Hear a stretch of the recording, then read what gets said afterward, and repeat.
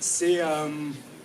je suis assez émotif là maintenant. Je sais pas si vous entendez un peu une voix un peu nasillarde, c'est un peu le rhume.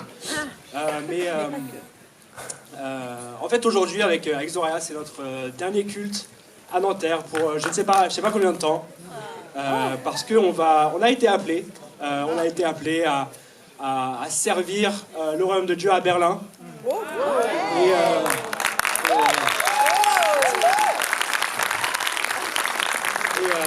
il y a déjà beaucoup de gens qui le savent, mais et on m'a beau demander alors comment tu te sens on est à une semaine du départ, deux semaines du départ, et je sais jamais vraiment quoi répondre. Mais là quand on chantait, je me sentais waouh, ça y est, ça là j'ai réalisé maintenant. J'ai réalisé que ça y est, on va y aller, on va partir. On déménage littéralement demain. L'appartement est plein de cartons et demain on met tout ça dans le camion et on s'en va. Même si c'était une décision qui était difficile à prendre. On aime beaucoup l'église de Paris. Vous savez, moi j'ai grandi dans cette église. J'ai toujours connu cette église. C'est l'église qui m'a éduqué. C'est l'église qui a vu le meilleur et le pire de moi. C'est l'église où j'ai été baptisé. Il y a mes deux sœurs bien-aimées, Margot et Romane, qui sont là. Il y a tous mes amis les plus proches. Amen. Sont là. Mes relations les plus proches sont là. Les relations qui ont, dans la durée, ont vu tellement de changements dans ma vie. Et même si c'était difficile, c'était une décision qui était évidente. Parce qu'on voyait l'église là-bas, on voyait l'esprit qui était là-bas, on voyait l'esprit travailler, on voyait Dieu travailler là-bas. Et c'était évident parce on n'avait aucun obstacle. Il y avait au niveau logement, au niveau travail, au niveau relation, il y avait aucun obstacle. On savait, on n'allait pas se sentir seul, comme si quelqu'un venait crier Allez l'OM à un match du PSG. Ça allait. On savait qu'il y avait des gens qui seraient là pour nous former dans le ministère, qui allaient nous former dans notre mariage, qui allaient nous aider à grandir en tant que disciples.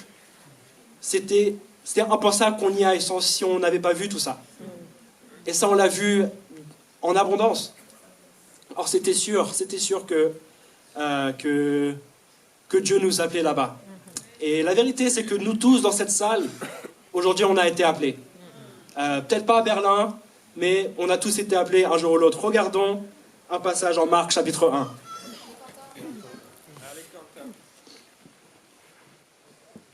Désolé si je me mouche un peu entre deux passages.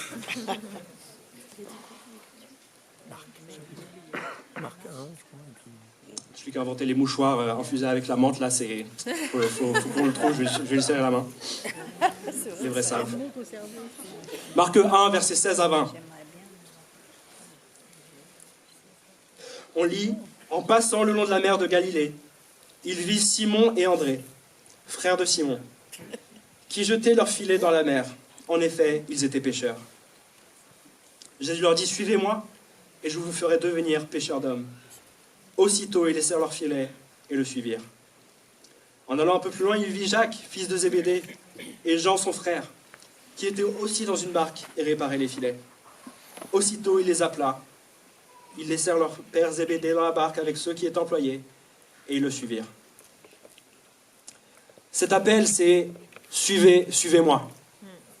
Suivez-moi. Quand Jésus dit ça, suivez-moi, c'était ce que disait un rabbin quand il cherchait des disciples, il disait « suivez-moi ». Sois avec moi. Imite-moi. Vis avec moi. Il y a l'application de cette relation entre un rabbin et avec son disciple. L'appel, c'est « suivez-moi ». L'appel, c'est pas « soyez des pêcheurs d'hommes ». C'est « suivez-moi ». Et être un pêcheur d'hommes, c'est la conséquence de ça. Parce que si Jésus prêche la bonne nouvelle, alors moi aussi. Si Jésus va en Galilée, alors moi aussi. Si Jésus a nulle part où poser sa tête, alors moi non plus. L'appel, c'est « suivez-moi ». En plus d'être appelés, on a tous été appelés. Qu'on soit dans cette salle, qu'on soit en Zoom, qu'on soit pas dans cette salle aujourd'hui, tout le monde entier a été appelé. Et on voit plein de fois où Jésus donne cet appel. Mais l'appel lui-même, c'est pas suffisant. Parce qu'en plus de ça, il faut qu'on sache s'en montrer digne. Et si on regarde en Éphésiens 4, si vous voulez y aller avec moi. Vas-y, Quentin. En Éphésiens 4, verset 1. Paul appelle l'Église, il dit « Je vous exhorte donc, moi le prisonnier dans le Seigneur, à marcher d'une manière digne de la vocation qui vous a été adressée. » Amen. Ce mot digne en français comme en grec, il a deux sens. Il y a le sens de mérite qui dit « Ok, si j'étudie bien à l'école, je mérite une bonne note à mon contrôle. Si je triche pas, j'ai bien révisé, j'ai bien bossé, je mérite une bonne note. » Le deuxième sens communique plutôt une correspondance. Donc la manière dont on vit doit correspondre à l'appel dont on a reçu. L'appel d'imiter Jésus, de marcher avec Jésus. Ces quatre hommes que Jésus a appelés, on voit en Jean 1, ils avaient déjà rencontré Jésus. À ce moment-là, ils étaient disciples de Jean-Baptiste. Alors, du coup, ils laissent pas leur filet juste parce qu'un inconnu leur a dit « Suivez-moi ». Et ils connaissaient Jésus, ils avaient déjà rencontré Jésus. Et si vous regardez en Jean 1, vers les versets 38, 40, tout ça, vers la fin du chapitre, ils voyaient déjà qu'il était le Messie. Mais ils n'avaient pas été appelés. C'est pour ça que Simon, André, Jacques et Jean, ils lâchent tout. Ils lâchent leur filet. C'était leur gagne-pain. Ils n'avaient aucun autre moyen de gagner leur nourriture, de gagner leur argent. C'était ça qu'ils avaient. Jacques et Jean, on voit qu'ils quittent leur père. Et les gens qui t'ont employé, et ils lâchent tout derrière eux. Se montrer digne de l'appel, c'est de ne rien retenir. C'est de tout lâcher pour suivre Jésus. Parce que Jésus donne une nouvelle mission. Il donne un nouveau but, un nouvel objectif. Il donne une toute nouvelle vie. Il l'appelle à être avec lui. Si on regarde en Luc 9, vers la fin du chapitre, on voit, il donne cet appel aussi à d'autres gens.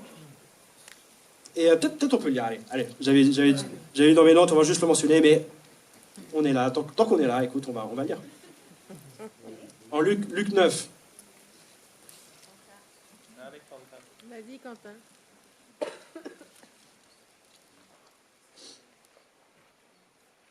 Luc 9, à partir du verset 57.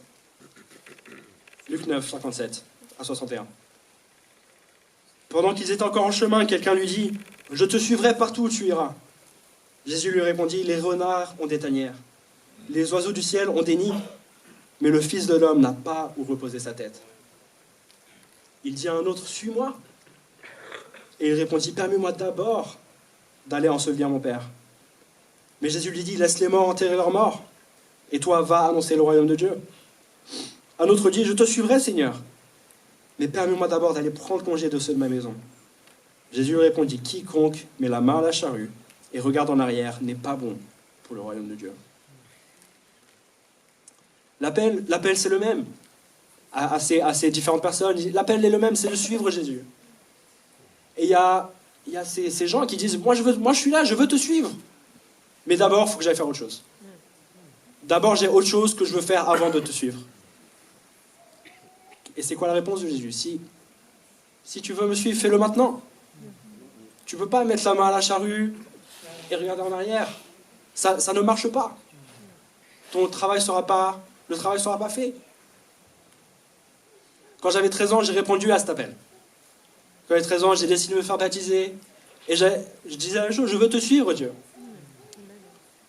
Mais au fur et à mesure, au lycée, j'ai commencé à mettre la tête en arrière. Surtout au niveau de l'immoralité sexuelle, de l'égoïsme. Je commençais à sortir une fille qui n'était pas chrétienne et c'était une relation impure. J'étais en train de revenir sur ma décision. J'étais revenu sur mon appel. J'avais mis la tête en arrière. Et Jésus, il est clair avec ça.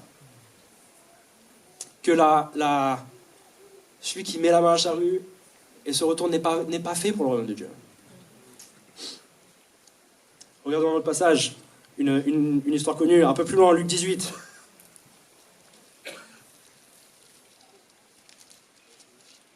L'histoire du jeune homme riche.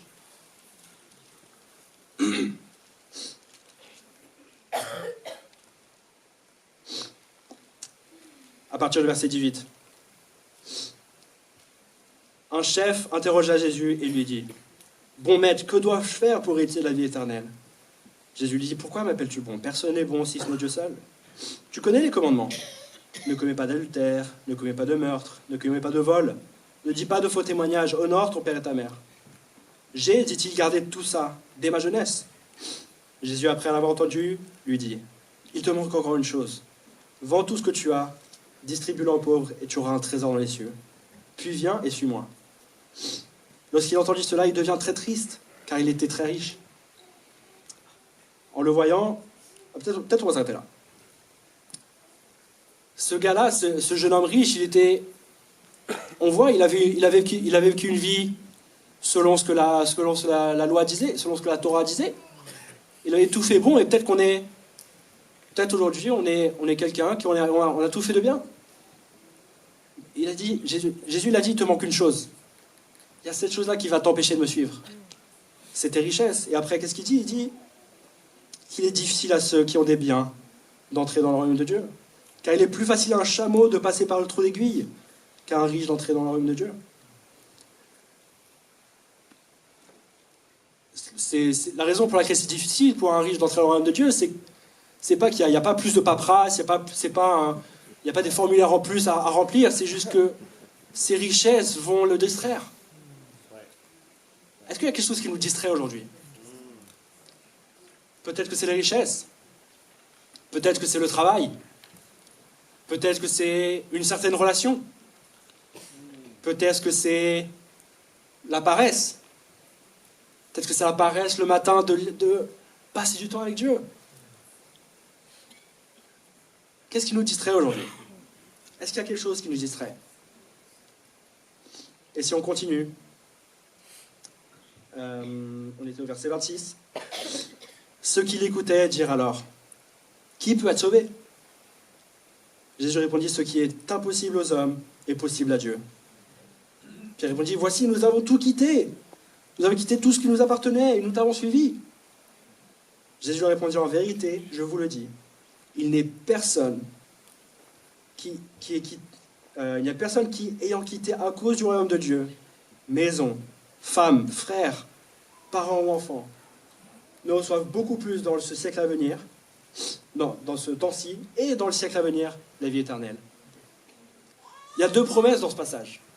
La première, c'est que si on sacrifie, si on laisse les choses à nous pour suivre Jésus, dans ce temps-ci, on reçoit au centuple. Il y a d'autres versions qui disent on reçoit tout ça au centuple. Et dans le siècle à venir, on reçoit la vie éternelle. Mais on n'aura pas tout ça si on ne laisse pas tout derrière nous. Est-ce qu'il y a quelque chose qui vous empêche aujourd'hui? Est-ce qu'il y a quelque chose qui vous distrait? Aujourd'hui, on peut rien emmener avec nous. On ne peut rien emmener quoi que ce soit avec nous si on veut suivre Jésus. Si c'est la première fois que vous venez ici avec nous, soyez les bienvenus. Sachez que l'appel est adressé, et vous êtes adressé aussi. Suivez Jésus, et vous aurez toutes ces choses. Vous aurez au centuple des maisons, des frères et sœurs, des parents, des enfants. Mais surtout, la vie éternelle sera accessible à vous. Si vous avez répondu à cet appel déjà depuis une semaine, 2 mois, 10 ans, 20 ans, est-ce qu'il y a quelque chose qui vous distrait? Est-ce que vous êtes tenté de mettre la tête en arrière? Est-ce que vous êtes tenté de... j'ai envie de faire ça d'abord, peut-être. Est-ce que vous comportez de manière digne de l'Évangile? De manière digne de votre appel? Est-ce que la manière dont vous vivez correspond à votre appel? Pour moi, je crois que recevoir un appel, ça vient avec la volonté de tout lâcher. Aller à Berlin, ça va à l'encontre de qui je suis naturellement. J'adore Paris, j'adore la France. J'irai jamais à l'LOM. Surtout parce que je ne regarde pas le foot. Mais j'aime Jésus. J'aime Dieu. Si je suis appelé à Berlin, je vais à Berlin. Tant qu'il y a les relations... on peut être appelé dans plein d'endroits, mais c'est peut-être pas les bons endroits pour nous.